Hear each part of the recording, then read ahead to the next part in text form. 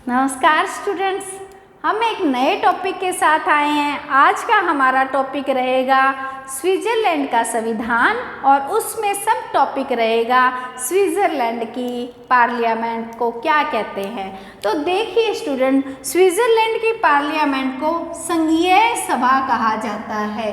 Switzerland की parliament को संघीय सभा कहा जाता है। संघीय यानी फेडरल, ठीक है, फेडरल असेंबली कहा जाता है। और स्विट्ज़रलैंड की पार्लियामेंट में जैसे अमेरिका में 2 सदन है, हाउस ऑफ रिप्रेजेंटेटिव और सीनेट, ठीक ऐसे ही स्विट्ज़रलैंड में भी 2 सदन पाए जाते हैं, प्रतिनिधि सदन और सीनेट। लेकिन सीनेट को राज्य परिषद भी कहा जाता है। सीनेट को राज्य परिषद भी कहा जाता है। आज हम कंपैरेटिवली इसको पढ़ेंगे ताकि ये एक लॉन्ग प्रश्न भी बनता है और 7 या 8 नंबर का भी प्रश्न बनता है। तो देखिए प्रश्न आ जाता है कि फेडरल असेंबली के प्रतिनिधि सदन के बारे में बताइए, तो ये कर लेंगे।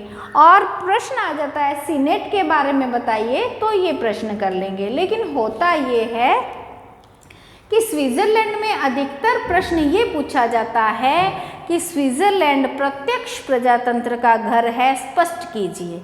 पिछले 10 सालों में यदि हम देखें तो ज़्यादातर प्रश्न वो आता है कि प्रत्यक्ष प्रजातंत्र का घर है, स्पष्ट कीजिए, तो वो हम एक बड़े रूप में करेंगे। और यहाँ पे स्विट्ज़रलैंड की फेडरल असेंबली के बारे में हम करेंगे। 2 सदन होता है, हाउस ऑफ रिप्रेजेंटेटिव और सीनेट। सीनेट को राज्य परिषद भी कहा जाता है। फिर बात आती है, ये जो हाउस ऑफ रिप्रेजेंटेटिव है ये निम्न सदन है और सीनेट उच्च सदन है, जैसे हमने अमेरिका में किया था। उसके बाद में जो हाउस ऑफ रिप्रेजेंटेटिव है, इसमें सदस्य संख्या तुम्हें लिख लेना है बेटा। देखिए हमारे पास में टाइम की लिमिटेशन है, बोर्ड की लिमिटेशन है, तो मैंने इसी में लिखा है। लेकिन यदि ये बड़े रूप में लिखते हैं तो यहाँ पे तुम लिखोगी सदस्य संख्या, तो 200 सदस्य संख्या है। वहाँ पे लिखेंगे 46 सदस्य संख्या है। तो देखिए यहाँ पे सदस्य संख्या, कैसे सदस्य चुनने जाते हैं, तो आनुपातिक, यहाँ पे पूछा जाएगा कि सदस्यों का चुनाव, ठीक है, यहाँ पे आनुपातिक प्रतिनिधित्व प्रणाली के द्वारा निर्वाचित होते हैं। आनुपातिक प्रतिनिधित्व प्रणाली के द्वारा निर्वाचित होते हैं। और उसके बाद में 4 वर्षों के लिए फिर यहाँ पे लिख दोगी कार्यकाल। कार्यकाल, यहाँ पे विधि लिख दी, यहाँ पे सदस्य संख्या लिख दी और यहाँ पे कार्यकाल लिख दिया। तो कार्यकाल कितना है? 4 वर्ष, है ना। प्रतिनिधि सदन के सदस्यों का कार्यकाल 4 वर्ष है।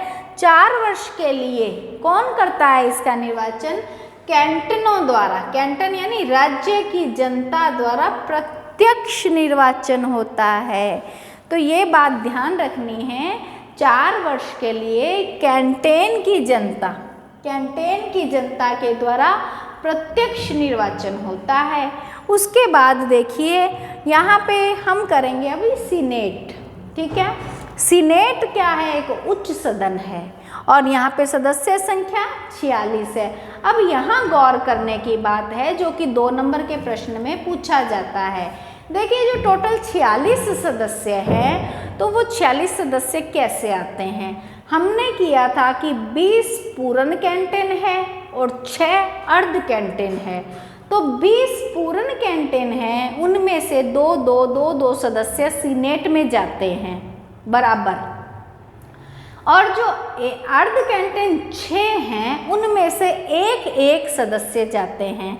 तो 20 पूर्ण कैंटेन में से 2 गए, तो 20 में से 2 गए, तो 40 सदस्य वो हो गए। और 6 अर्ध कैंटेन में 1 जाते हैं, तो 6 ये हो गए।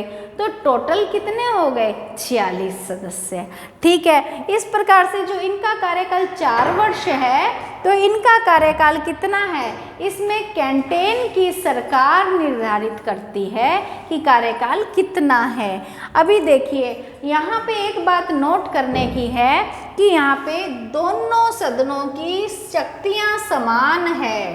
यहाँ पे दोनों सदनों की शक्तियाँ समान है, लेकिन जो वित्त विधेयक है, वित्त संबंधी बातें हैं, वो यहाँ के निम्न सदन यानी हाउस ऑफ रिप्रेजेंटेटिव में पहले आता है। फिर एक और क्वेश्चन आता है, गणपूर्ति क्या है? तो गणपूर्ति की बात ये है कि दोनों सदनों की कुल संख्या का बहुमत, दोनों सदनों की कुल संख्या का बहुमत जो होगा वह तब गणपूर्ति। गणपूर्ति का अर्थ होता है कॉरम। कॉरम यानी कि कार्यवाही कितने जने होने पर शुरू की जा सकती है। तो यहाँ पे कॉरम कितना है? दोनों ही सदन में क्या चलता है? कुल संख्या का बहुमत, कुल संख्या का बहुमत।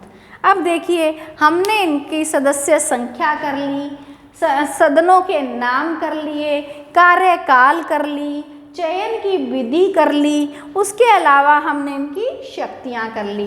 मोस्टली स्विट्जरलैंड में 2 प्रश्न पूछे जाते हैं।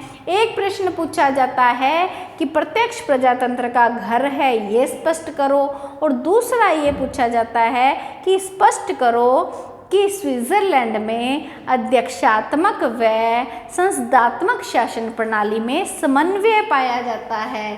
तो देखिए, इसकी एक बहुत ही अधिक महत्वपूर्ण विशेषता है कि स्विट्जरलैंड में संसदीय भी और अध्यक्षीय भी दोनों शासन प्रणालियों का समन्वय मिलता है।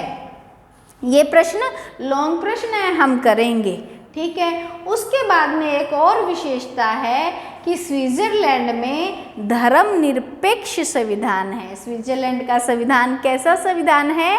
धर्मनिरपेक्ष संविधान है। तो देखिए, आज का हमारा ये टॉपिक पूरा हो गया। अब हमारे केवल 2 टॉपिक स्विट्जरलैंड के संविधान में रहे हैं। एक तो स्विट्जरलैंड प्रत्यक्ष प्रजातंत्र का घर है, और एक हमें देखना है कि स्विट्जरलैंड में संसदीय व अध्यक्षीय शासन प्रणालियों में समन्वय पाया जाता है। तो आज का हमारा टॉपिक ये कंप्लीट हो गया है। हम मिलते हैं नेक्स्ट टॉपिक के साथ में। अरे टाइम लगेगा।